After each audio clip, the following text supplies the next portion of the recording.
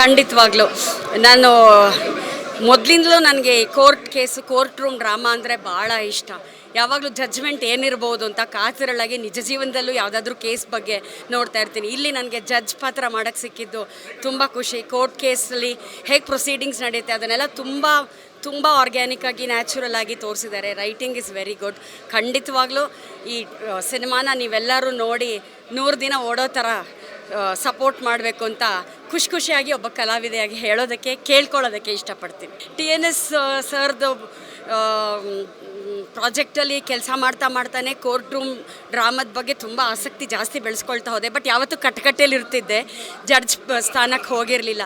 ನಿಜ ಜೀವನದಲ್ಲಿ ಕೂಡ ನಮ್ಮಪ್ಪ ಲಾಯರ್ ಆಗಿದ್ದರು. ಹಾಗಾಗಿ ನಾನು ಚಿಕ್ಕವಳಿದ್ದಾಗಿಂದ ಕೋರ್ಟ್ ಕೇಸ್ಗಳನ್ನು ನೋಡೋದ್ರಲ್ಲಿ ತುಂಬ ಆಸಕ್ತಿ ಬೆಳೆಸ್ಕೊಂಡಿದ್ದೆ.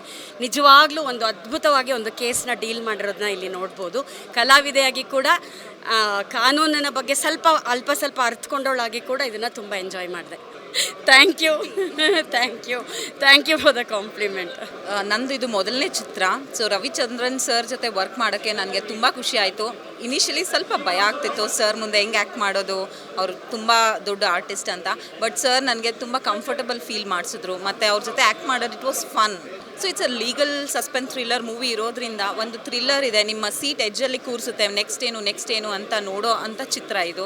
ಸೊ ನಮಗೆ ಸ್ಟೋರಿ ತುಂಬ ಇಂಟ್ರೆಸ್ಟಿಂಗ್ ಆಗಿದೆ. ನಾವೆಲ್ಲ ತುಂಬ ಹಾರ್ಡ್ ವರ್ಕ್ ಮಾಡಿದ್ದೀವಿ. ಸೊ ಪ್ರತಿಯೊಬ್ಬರೂ ಬಂದು ಥಿಯೇಟರಲ್ಲಿ ಈ ಮೂವಿನ ನೋಡಬೇಕು ಮತ್ತು ನಮಗೆಲ್ಲರಿಗೂ ಸಪೋರ್ಟ್ ಮಾಡಬೇಕು. Thank you. ನಿಮ್ಮಂಥ ಒಬ್ಬ ದಿಗ್ಗಜ ಮತ್ತೆ ಒಂದು ಕರಿಕೋಟನ್ನು ಹಾಕಿ ಜಡ್ಜ್ಮೆಂಟ್ ಕೊಟ್ಟಿರೋದು ನಮ್ಮ ಕಲಾವಿದ ವರ್ಗಕ್ಕೆ ಒಂದು ಹೆಮ್ಮೆ.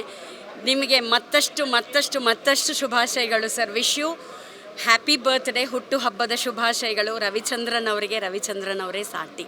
Wish you a very happy birthday sir. ನಿಮ್ಮ ಜೊತೆ ವರ್ಕ್ ಮಾಡಿ ನಂಗೆ ತುಂಬ ಖುಷಿ ಆಯಿತು. ಮತ್ತು all the success your way. Thank you. ಒಂದು ಮಾತು ಹೇಳಕ್ಕೆ ಇಷ್ಟಪಡ್ತೀನಿ. ಪ್ರೇಮಲೋಕದ ಅದ್ಭುತವನ್ನು ತೋರಿಸಿದ ನೀವು ನ್ಯಾಯಲೋಕದ ಅದ್ಭುತವನ್ನು ಕೂಡ ಈ ಸಿನಿಮಾದ ಮೂಲಕ ತೋರಿಸಿದ್ದೀರಾ ಸರ್.